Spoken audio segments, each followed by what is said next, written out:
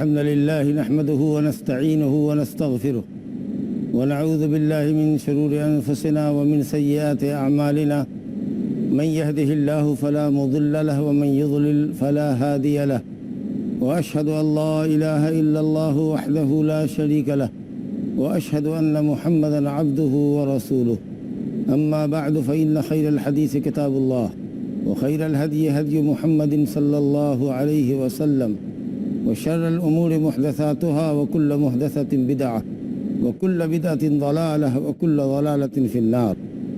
أعوذ بالله من الشيطان الرجيم. ولا تدع من دون الله ما لا ينفعك ولا يضرك فإن فعلت فإنك إذا من الظالمين.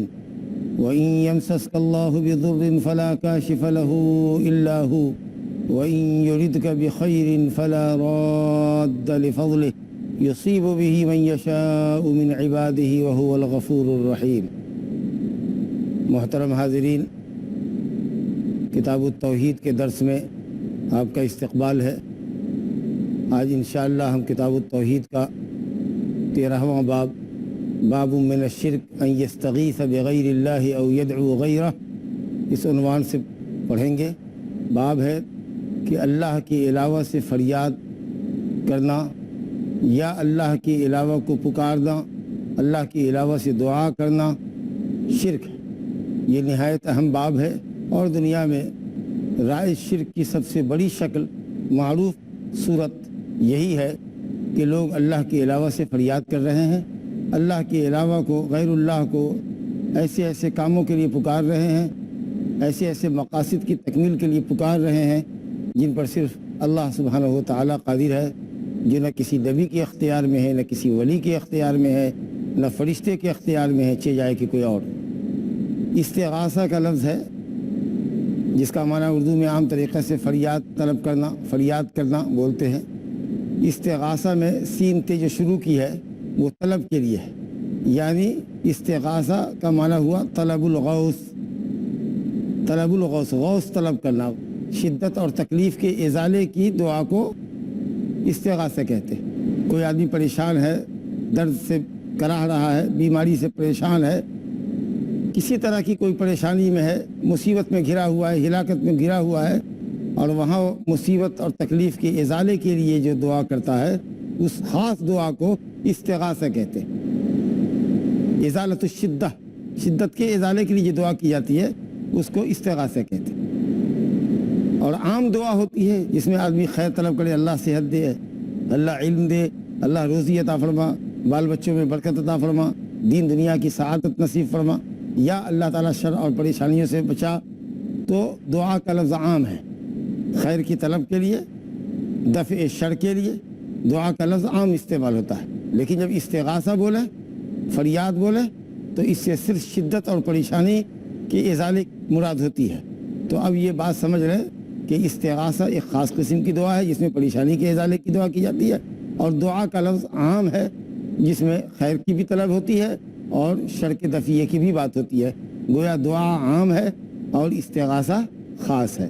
تو اس طریقہ سے یہ استغاثہ پہلے ذکر کیا صاحب کتاب نے، اس کے بعد دعا ذکر کیا، گویا خاص کے ذکر کرنے کے بعد عام ذکر کیا۔ باب من الشرک ان یستغیث بغیر اللہ او یدعو غیرہ، تو یہ یدعو غیرہ جو ہے یہ عطف العام علی الخاص ہوا۔ اسی طریقے سے استنصار بولتے، نصرت طلب کرنا، مدد طلب کرنا، استعانہ اس میں بھی سینتے ہے، عون طلب کرنا، مدد طلب کرنا۔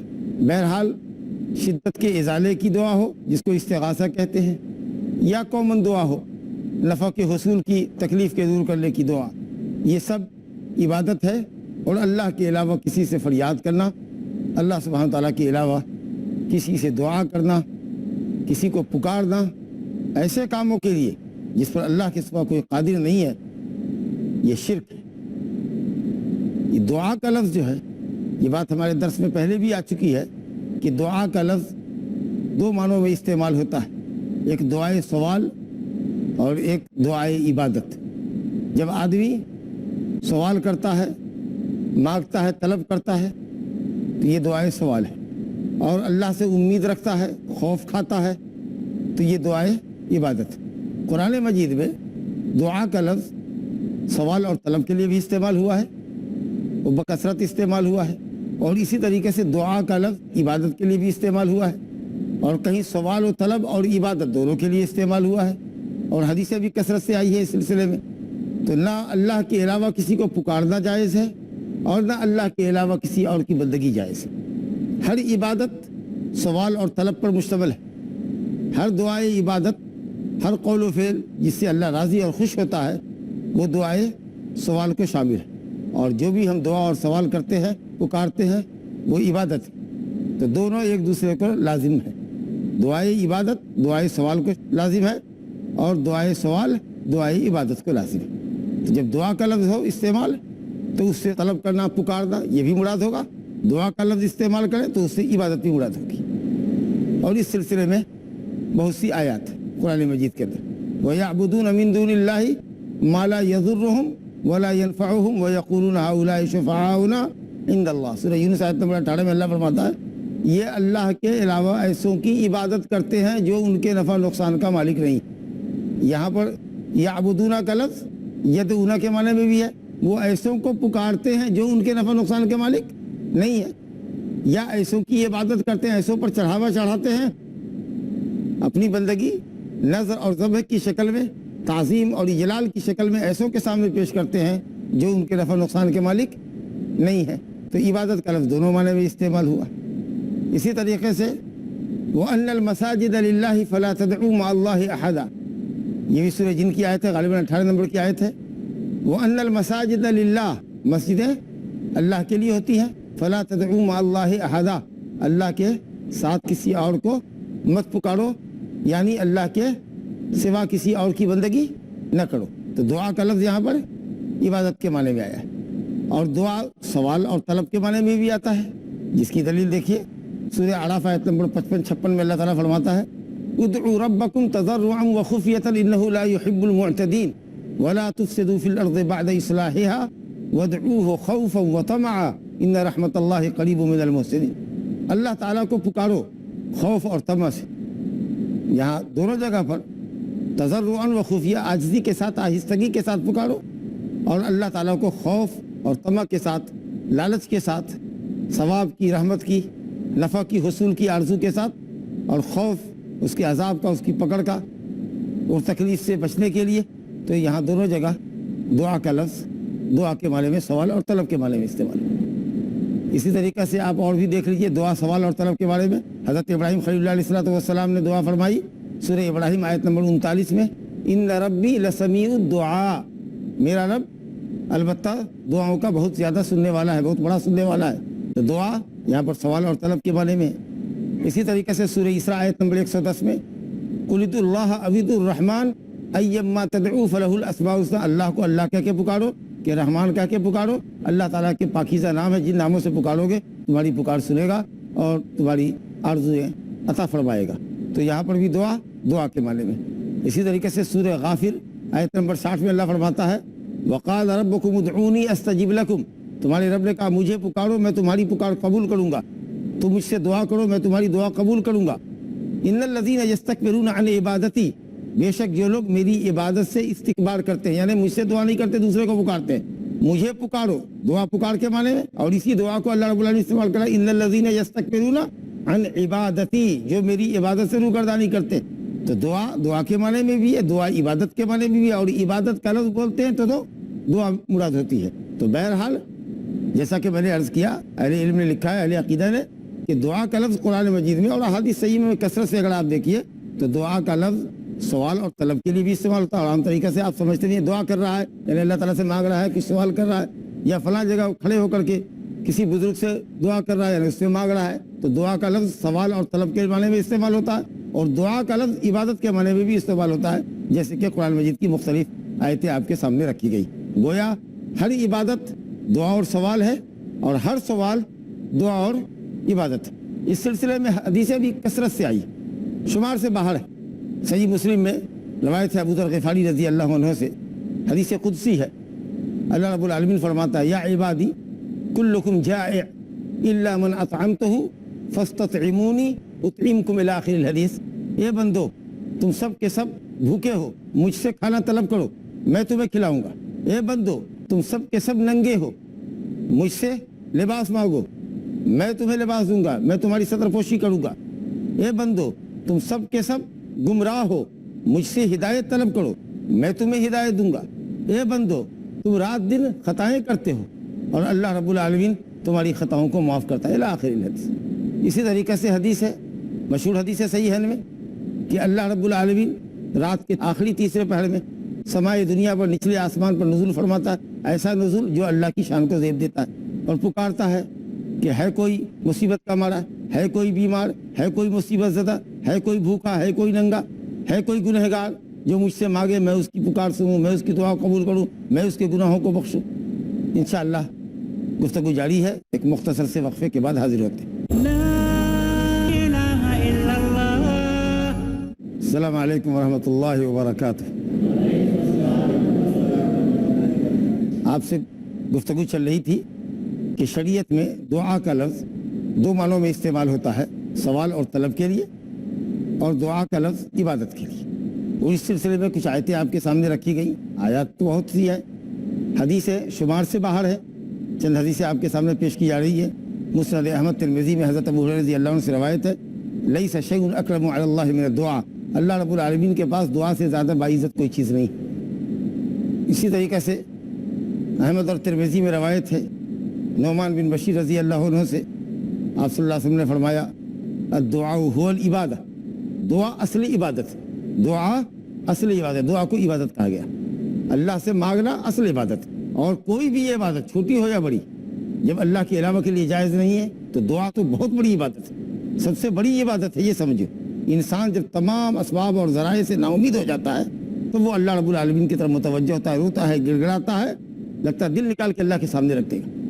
جب ساری امیدیں اس کی منقطع ہو جاتی ہے تو کہیں کچھ امید بڑھ نہیں آتی، نظر نہیں آتی، تو وہ اللہ رب العالمین سے گریہ زاری کرتا ہے۔ تو جو اخلاص، جو تعظیم، جو محبت، جو ذلت، جو خاری اور جو گڑگڑاہٹ دعا میں آتی ہے سامنے، جب انسان زندگی سے مایوس ہو، اپنی اولاد سے مایوس ہو، ڈاکٹروں نے جواب دے رکھا ہو، تو اس وقت جو تواضع، ذلت، خاکساری اور گڑگڑاہٹ اللہ کے سامنے ہوتی ہے وہ اور عبادتوں میں کم ہی دیکھنے کو آتی ہے۔ تو کہا گیا کہ دعا تو بہت بڑی عبادت ہے، تو دیکھیے دعا کو عبادت کہا گیا۔ اسی طریقے سے امام بخاری رحمۃ اللہ علیہ نے الادب المفرد میں نقل کیا ہے، حضرت عائشہ رضی اللہ عنہ سے روایت ہے، نبی صلی اللہ علیہ وسلم سے پوچھا گیا ای العبادت افضل، یا رسول اللہ کون سی عبادت سب سے افضل ہے؟ تو آپ نے فرمایا دعاء المرء لنفسہ، آدمی کا اپنی ذات کے لیے دعا کرنا، اللہ تعالیٰ سے اپنی ذات کے لیے دعا کرنا، یہ افضل عبادت۔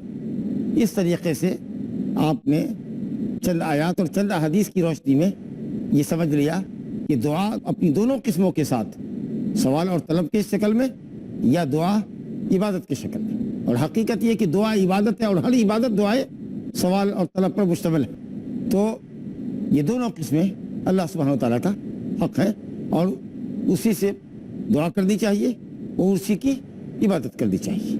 اگر دعا میں شرک نہ ہو، غیر اللہ کو پکارنا اگر شرک نہ ہو، تو زمین پر کوئی شرک ہے ہی نہیں، بلکہ کسی بھی عبادت میں شرک کرنے سے زیادہ سنگین شرک غیر اللہ سے دعا کرنا ہے اور غیر اللہ سے امیدیں رکھنی ہیں ایسے کاموں میں جن کاموں پر اللہ کے سوا کوئی قادر نہیں۔ اور جیسا کہ میں نے آغاز کلام میں کہا تھا کہ دنیا میں رائے شرک کی سب سے بڑی شکل اور سب سے بڑی قسم یہی ہے کہ لوگ اللہ کے علاوہ کو پکارتے ہیں اور اللہ کے علاوہ کے ناموں کی دہائی دیتے ہیں جب وہ مصیبت میں گرفتار ہوتے ہیں، جب وہ بیمار ہوتے ہیں، پریشان ہوتے ہیں۔ لہذا اگر غیر اللہ کو پکارنا شرک نہ ہو تو دنیا میں کوئی شرک ہے ہی نہیں، یا شرک نام کی کوئی چیز ہوگی ہی نہیں۔ مشرکین شرک کرتے تھے انبیاء کو، اولیاء کو، اور اسی طریقے سے ملائکہ کو پکارتے تھے، اور مختلف بزرگوں کی شکل پر انہوں نے بت تراش رکھے تھے، لیکن وہ اپنے بزرگوں کو پکارتے تھے، ان کے سامنے جانور ذبح کرتے تھے، نذر و نیاز پیش کرتے تھے، ان کو خوش کرنا چاہتے تھے تاکہ وہ اللہ رب العالمین کے پاس ان کی سفارش کر سکیں، ان کو رب تعالیٰ سے قریب کر سکیں۔ یہی ان کا شرک تھا، اور اس میں بھی جب وہ شدت اور مشکلات میں پڑتے تو یہ بات آپ کے سامنے لائی گئی ہے پچھلے دروس میں کہ وہ اس وقت انتہائی مخلص ہو جاتے تھے، پریشانی کے وقت میں، مشکلات کے وقت میں صرف اللہ کو پکارتے تھے، بلکہ لوگوں سے کہتے اللہ کے علاوہ کسی اور کا نام بھی مت لو، اگر بیگ میں، تھیلے میں یا پاکٹ میں اگر کسی بزرگ کی تصویر ہے، گلے میں کسی بزرگ کی تصویر لگا رکھی ہے تو اس کو نکال کے پھینک دو سمندر میں۔ وہ جانتے تھے کہ مصیبت اور مشکل میں اللہ کے سوا کوئی نہیں بچا سکتا، اسے بھول کر کے بھی غیر اللہ کو یاد نہیں کرتے تھے۔ رب العالمین نے کئی مقام پر ان کے اس نظریے کا ذکر کیا ہے۔ سورہ نحل آیت نمبر 53-54 میں اللہ تعالیٰ نے فرمایا ثم اذا مسکم الضر فالیہ تجأرون ثم اذا کشف الضر عنکم اذا فریق منکم بربہم یشرکون۔ جب تمہیں تکلیف پہنچتی ہے تو اللہ ہی سے نالہ و فریاد کرتے ہو، گڑ گڑاتے ہو اسی کے سامنے، اسی کو پکارتے ہو اس یقین کے ساتھ کہ اللہ تیرے سوا کوئی نجات نہیں دے سکتا۔ پھر جب اللہ تکلیف کو دور کر دیتا ہے تو تم میں کا ایک فریق رب تعالیٰ کے ساتھ شرک کرنے لگتا ہے۔